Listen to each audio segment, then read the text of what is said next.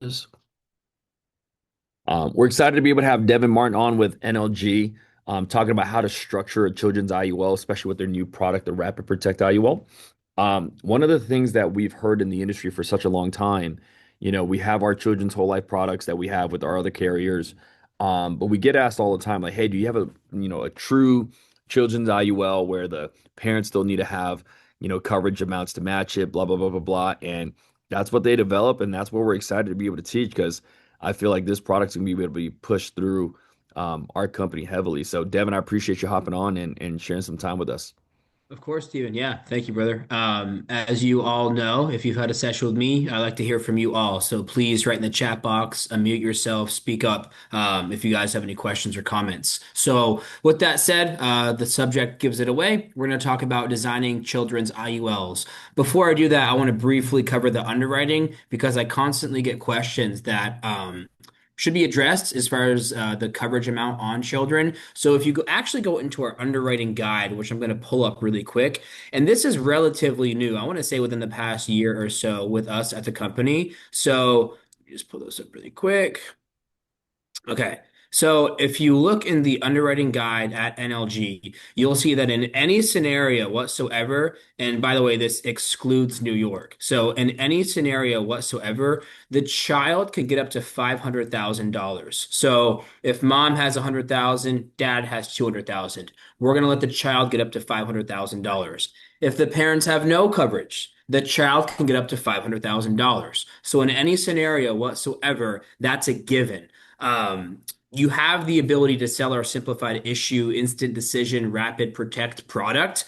I would challenge you to still consider the fully underwritten Flex Life. And the reason why is because we're not doing a paramed, especially when it comes to children on that policy. So oftentimes clients that are children are probably going to get instantly approved because most children are healthy. One of the only things the most common thing is diabetes before age 20. So if a child is diagnosed with diabetes before age 20, or anybody for that matter, we cannot insure them. So outside of that, generally speaking, assuming everything checks out, the Flex Life, the fully underwritten IUL, will always be better than the instant decision, both from target, your commission kind of level in that proposal, as well as the actual cash value growth. Not to say that Rapid Protect still isn't a good solution because it is, but let's talk about if you wanted to go above that amount. Let's say that you're filling out a Flex Life because the maximum on Rapid is 500,000 anyways. If your child if I want to get a policy for my child and I want to get them $1 million death benefit, one of the parents has to have that on their life. So anything above 500,000, if the dad has $1 million term policy through work, then the child can get up to $1 million in coverage. If parents only have 200,000, 400,000, they're stuck at that 500,000. So it's going to be the highest of whatever one of the parents that we can offer going above $500,000 for a child. Is so with Flex Life, the parents have to have it as well or not? Nope, nope. This is Okay, for so all scenarios. Good question. got That's it. for all scenarios. Love it. Okay, cool. That's good to Yep. know. So basically, if you're getting into the face amount higher than 500,000, the parents have to have that amount of coverage on their lifetime, and it does not have to be with NLG. It can just be on their life with other carriers as well. I love it. Cool. All right. Well, let's dig into the illustrations and the designs of it all. I'm actually going to stick with Flex Life just for illustrative purposes. But for those of you that have not, logged in yet or anything, you go to the Lightning Bolt and you can go right into the illustration software. So we're in the illustration software. Let's go ahead and design a case. And it's hard to say always and forever, but I will say this, generally speaking, between the different death benefit options, I do like the idea of increasing for children, and you guys will see why. All right, it's gonna log me out. I need to log back in. Give me 1 second. Maybe it's because I did Bad Bunny that it kicked me out. I don't know. Maybe he's not insurable. Let me see. All right. Uh, Log in. Okay, as that's pulling up, what I was saying is, generally speaking, almost always, there's not going to be a child that has a high need for a death benefit. And again, but choosing between level and increasing, you have the choice. Level is going to pay out the death benefit to the beneficiary, and increasing is going to pay out both the death benefit and the cash value. Oftentimes, people think that means is always better. That's not necessarily the case because either the death benefit is going to be about a third or the premium is going to be three times as much. And I'll show you guys what I mean in just a second. But with that said, let's go ahead and run an IUL illustration for a child. And you guys already know way more than you probably think you do because this is consistent with all the other proposals. So never ever do an NL policy, ever, never, ever, ever, unless you're in the state of New York. So always do LSW. Never, ever, ever do NL ever. I get why newer people do though, because you see NL and you think National Life Group, but it's going to be LSW for you guys as agents. So let's go a different route. We'll choose the GOAT. We'll do Tom Brady. We'll make Tom a little bit younger. Let's just say 2019, I guess. How old would he be? That's crazy that somebody born in 2019 is an insurance age of 7. Whenever I think of 10 years ago, I still think of the 90s, but that's probably because I'm a millennial. But with that said, this is generally how you're going to run a majority of the children's proposals.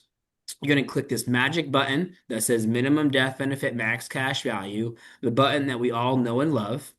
Most children and parents, rather, are going to pay for their policy monthly, and we're going to specify the premium amount. So the parents wants to do, let's just say $200 a month on their child. Now we have some options.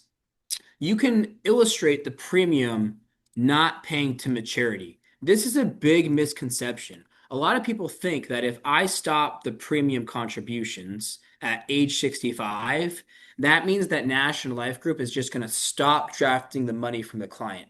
That's not the case. You're just hypothetically showing them what's going to happen in the future.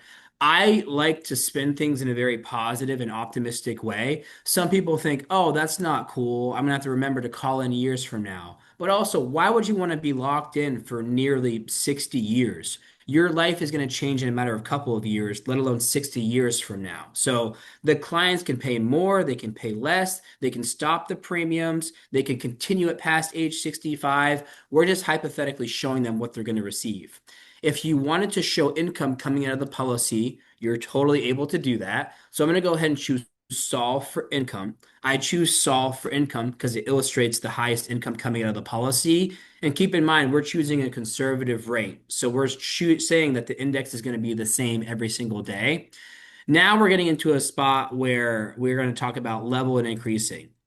In this scenario, the child has $363,000 of coverage. Still under that 500,000 to where the parents don't have to have coverage. But let's look at the income for a second. So we have a 7-year-old Tom Brady, healthy as can be, and their income is about $118,000 a year. Tax-free stream of income, the cash value by the time they're age 60 is roughly $1 million. Let's go ahead and look at what increasing is going to do. So I'm going to change my death benefit option from level to increasing. The death benefit is going to be about $120,000. Look at that. $120,000. That means that the cost of insurance out the gate is 67% less. Whenever you show an increasing death benefit option in an illustration, you want to make sure that you change your change year. And the reason why, when I'm done making premium payments, I don't want my death benefit to continually increase because that means the cost of insurance is increasing. When should you do your change year? Always the year after you're done paying premiums. So if the client's only paying for 10 years, which I can pivot to and show you guys, then you're going to show the number 11 here. It's always the year after you're done paying premiums. But if I go to quick view, the income is going to go from 118,000 up to 126,000. So it's not substantial, but again, oftentimes, especially children, they don't need that high of a death benefit option. But with all that said, I'm going to pause and see if there's any questions or comments so far. So here's where I'm curious, right? And you tell me as the carrier, you have some people go, oh man, you can start a child's IUL with $30 a month and $50 a month. And is that smart? Is that a stupid idea? Like, what do you think is the rule of thumb if you're gonna write a policy on a children's IUL? Like, where should you start? Is there an idea? Like, what do you do about that? That's a good question. So there's not a one size fits all, but let's take into consideration a 1 year old. So the lowest I would ever recommend for a child is $25 a month. I wouldn't go lower, but it depends if the child is 1 year old or 16 years old. So it just Right. depends. But let's look at both. Let's say that you are going to do $25 a month on the child. The lowest death benefit at National Life Group is going to be $50,000. So if I put $1 into this policy, the death benefit is still going to say $50,000. So to answer the question of what's the lowest we could do if it could make sense, a $25 a month premium could make sense for this child, but they have to realize that they're not max funding it. So they're paying $300 a year. The most they can put into the policy is about $900 a year. So they're ultimately just paying for the cost of insurance, if you will, at the end of the day. The lowest they could pay a year is 184, and they're only paying 300. So could this work? Sure, but the client has to realize that for their child, they're basically just having a permanent life insurance strategy instead of having it designed for cash value. Got it. Now, when you like, let's say you're because here's the other thing that I've seen people argue in children's IULs. They go like, put it on the parents because it accumulates faster versus putting it on the child, right? So if they're doing college tuition funds, whatever it may be, like what is your thoughts on that? Do they draw it after they're done with college, during like, I understand like if you delay it out more, there's more time for it to accumulate, right? Like all that stuff. Like what is your thought process on that whole thing? Sure. So it's going to depend on the need. And if you're going to do this for college funding, it could make sense to do it on the parent. It could make sense to do it on the child. So let's kind of stay with this for a second and let's just simply compare the two. Let's say that the parent has $300 a month that they want to spend. So we'll do $300 a month for a 1 year old child, and their cash value come age, let's just say 20 for the sake of discussion, is about $125,000. Let's go ahead and let's make the client older. Let's say that they're an adult. So if the parents, let's say 35 years old, and we go to what the cash value would be in 20 years' time, if we look at the cash value in 20 years, then the cash value is going to be about $122,000. So now we need to make a decision. They're about the same. But remember, this is not an investment. It is still life insurance first at the end of the day. In this particular scenario, assuming that the parent already has coverage, I might be a fan of putting it on the child, and here's why. When you borrow money outside of your IUL, as long as it doesn't lapse, you still earn money on that interest depending on the loan option that you choose, and you still have a death benefit left behind. So we could take out that loan for college, and the child would still have a permanent life insurance policy on their life. So in that scenario, I would probably do it on the child, and I can actually show you how that would perform. So let's say that I want to take a specific amount out of the life insurance policy. Let's just say we want to borrow $100,000 and we want to do that year 20 of the policy. Whenever I take out $100,000 and the intent is to have this pay for college, their cash value is going to decrease, obviously, but they still have this death benefit remaining Right. that projects to go for the rest of their life. Nice. What are some things that we're probably missing that you are looking at when you're looking at children's IUL policies? I would say I love when you ask those questions, Stephen, because it's honestly the stuff that should be discussed the most. I wouldn't say there isn't anything you're necessarily missing. I would just go back to don't oversell it. So I would not tell a client, "Hey, 529 plans are horrible. Don't do that. And IUL is better." I oftentimes see agents oversell the IUL and act like it's the best thing in the world. I will say you can speak to the advantages of an IUL in comparison to a 529 plan. A direct example is everyone thinks that their kid is the fastest on the playground or the smartest kid in school. Sometimes that might be the case. If you do a 529 plan and the child doesn't use that for school expenses, then you might be taxed on that money. In IUL, you can use the money for whatever you want. It does not have to be related to school expenses. That's already one direct advantage. And as always, it's life insurance first. So, goodness forbid, if something were to happen to the child, if they were to get into a car accident when they were with their parents, or have an illness, or even pass away, they still have that death benefit remaining. So, to answer your question directly, not overselling the IUL because you truly don't have to. Right.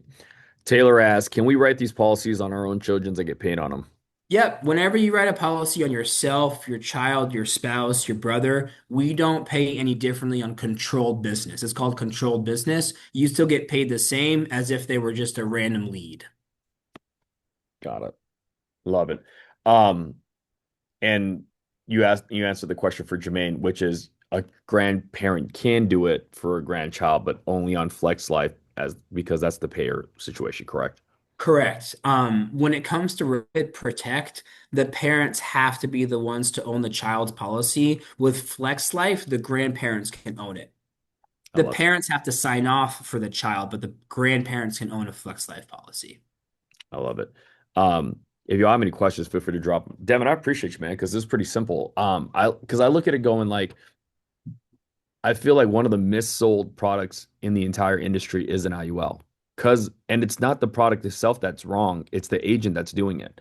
Either they oversell the benefits, the advantages, whatever it is. We were joking in the Vegas office like yesterday, like literally saying there are people that will make promises and guarantees. And although we like to think they can come true, it's like you can't guarantee that though. You know what I mean? Um, so that's why I say that because I have an IUL, right? My wife has an IUL, but we just go, what are some things that as agents that are new agents, like most of the guys on this call, like either got licensed 4 to 6 months and less, right? So they go, well, everybody's screaming IULs at FFL. Like, what do we not do to get someone hurt? You know what I mean? So, um, yeah, man, cool. I think whenever something happens, it's either that the agent didn't know what they were doing or they're greedy and know exactly what they're doing. That's why whenever people are brand new to IULs and they ask me, how do I start? I'm scared. The biggest thing is knowing how to structure them. That's honestly the most important thing, because you want to do what's best for the client. It's really unfortunate when a year or two goes by and certain people come across statements or policies that are already issued, and you discovered that the agent solved their problems instead of the client's problems. So, as usual, whether it's a children's IUL or anything else, make sure you find out the needs of the client. And even if the client thinks they like the idea of cash value, it might be more of a death benefit or living benefit sale. It's the same thing with children. If they want to pay for their child's college, don't expect to do it by paying $25 a month into this policy. So it's just finding out what their actual need is versus their want, and just kind of designing the illustrations. That's my biggest piece of advice when it comes to IULs. So here's the question I want to ask you because IULs in general, they're like the most flexible policy that we have in life insurance, right? Let's say, you have a parent and, they have a newborn, they're 1 years old, whatever, and the parents aren't doing well financially, right? So they go, hey, can we start the policy on 25, 30, 40, $50? And can they increase payments long later on? Would that change guidelines? How would that all be like? Like, how would you take that into consideration? Yeah, that's a good question as well. So, your clients are able to pay more, technically speaking, and I'll cover this in a general sense. So, you have two contribution limitations. You have the MEC premium and you have the guideline premium. This is about to get a little bit complicated, but I don't know a more simple way to explain it. Mhm. You're technically max funding this policy. So, for this 1 year old male, we did minimum death benefit, maximum cash value. This client is able to pay $3,600 a year. So it's not a coincidence. The illustration makes it so you're max funding this policy. You're able to also pay up to the MEC premium. But with that said, sometimes you might get stuck with guidelines. So what I'm going to do is I'm going to show what it would look like if you were to pay with the MEC 7 pay premium. What I'm getting at is this. So if you were to pay the MEC premium, you're going to run into guideline, and you can basically pay whatever one is less. And I'm going to keep it even more simple for you guys to kind of land the plane. If you're max funding the policy for 7 years or less, you're going to usually go off of the MEC premium. So if your clients want to max fund an IUL for 7 years or less, you're going to go off of the MEC, non-MEC 7 year premium payment. If you're going to fund longer, you're going to go off of guideline level. And a majority of the time, people are going to fund them longer. So I recommend doing guideline level. Let's think about this for a second.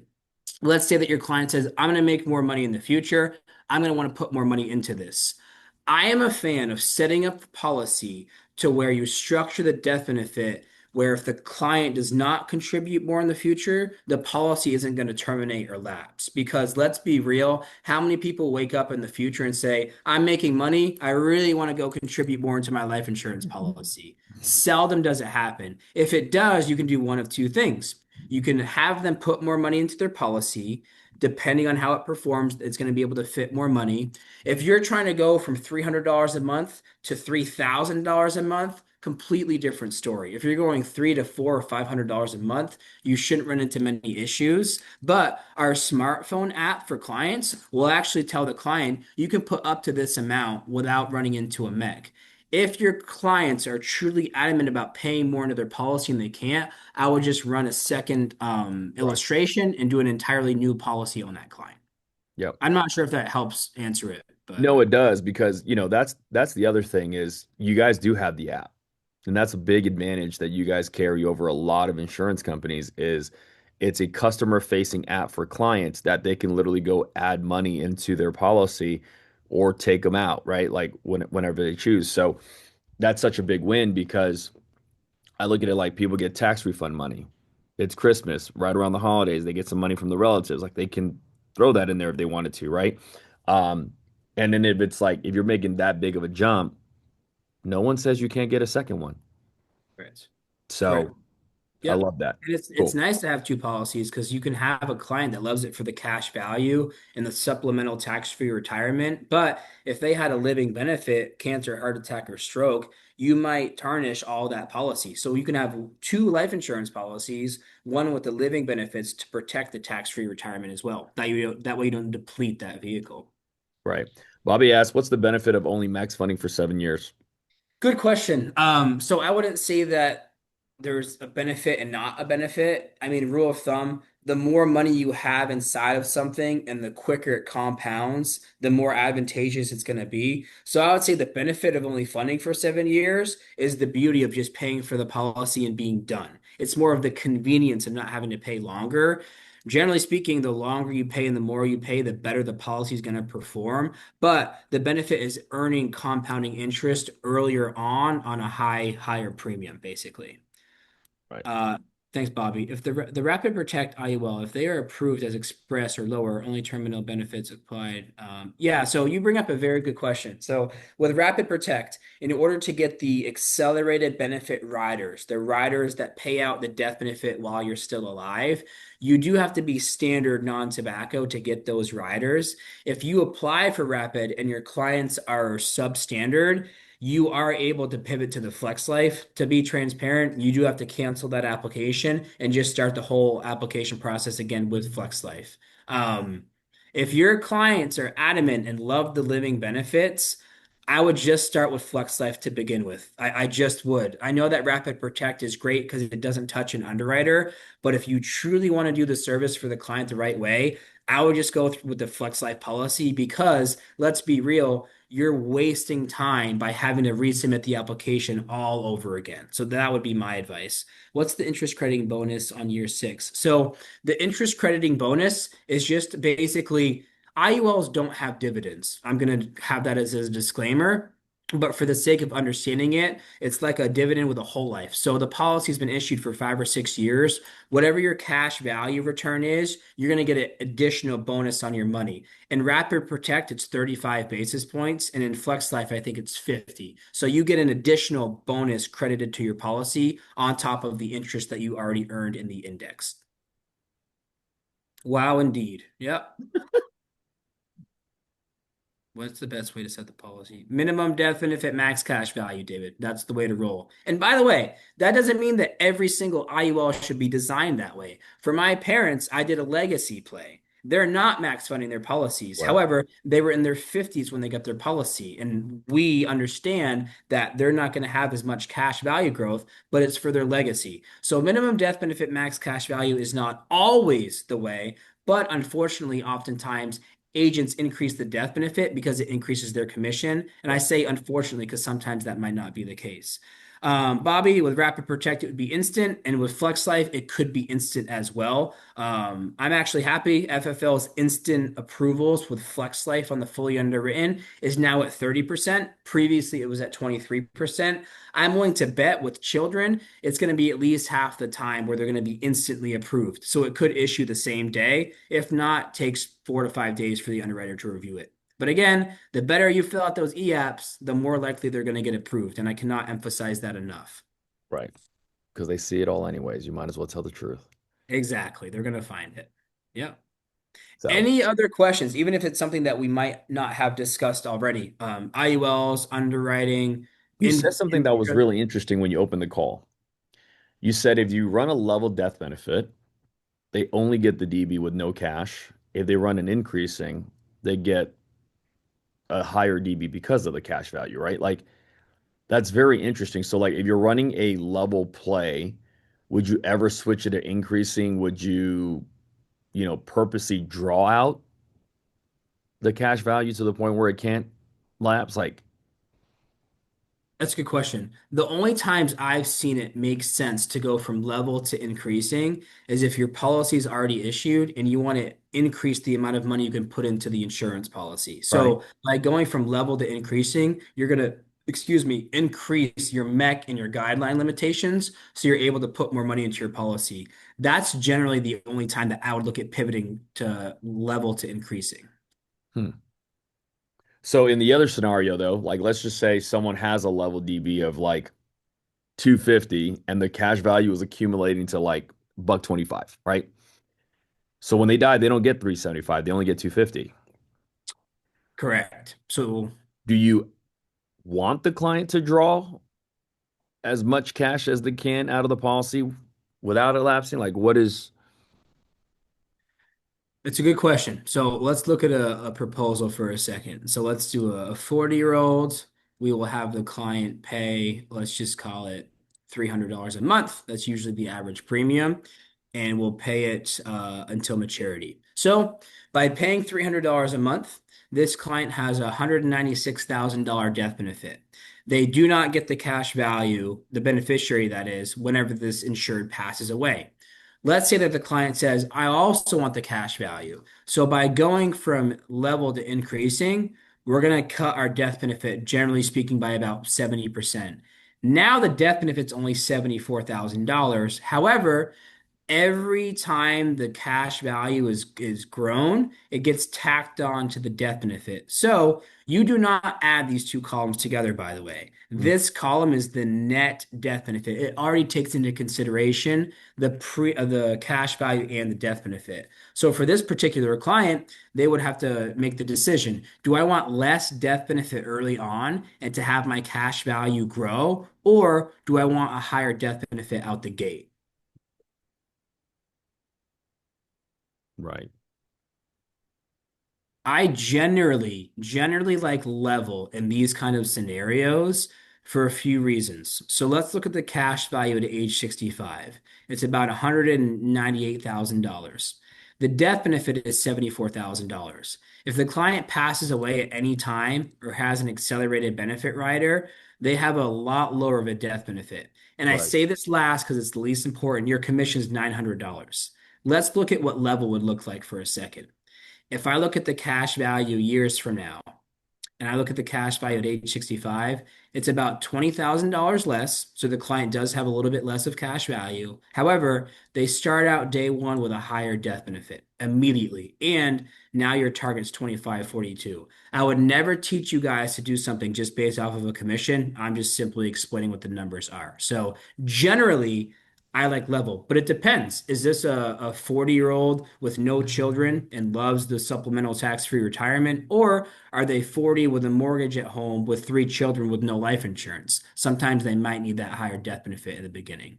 I noticed that at 65, it pushed the DB up too, right? Because the cash value is there, or Yeah, it's called corridor. So your cash value can never be higher than your death correct. benefit. So we would increase your cash value because it just can't be higher. Correct. Love it.